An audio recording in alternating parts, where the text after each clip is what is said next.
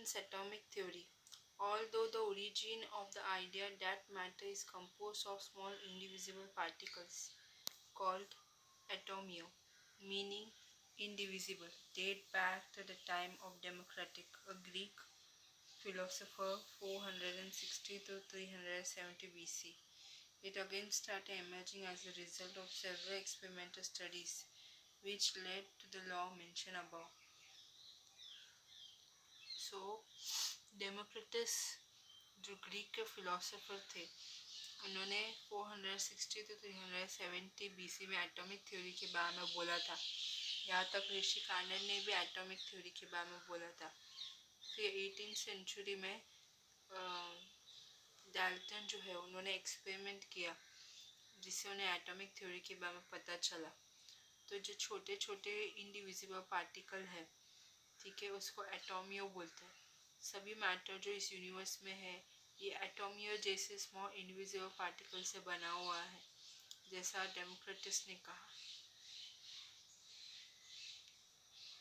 In 1808, Dalton published a new system of chemical philosophy in which he proposed the following.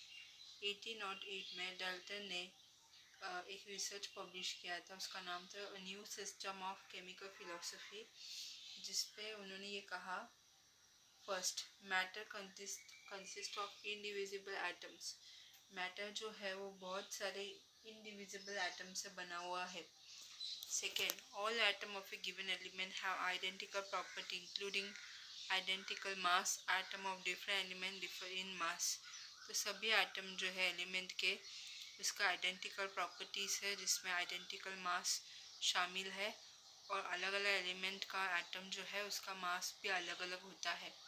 Third, compound are formed when atoms of different element combine in a fixed ratio. Compound तभी form होता है जो अलग अलग element जो है fix ratio में combine होता है। Fourth, chemical reaction involve reorganization of atoms. Chemical reaction के लिए एटम्स का रीऑर्गेनाइजेशन रहना जरूरी है। This are neither create not destroy in chemical reactions.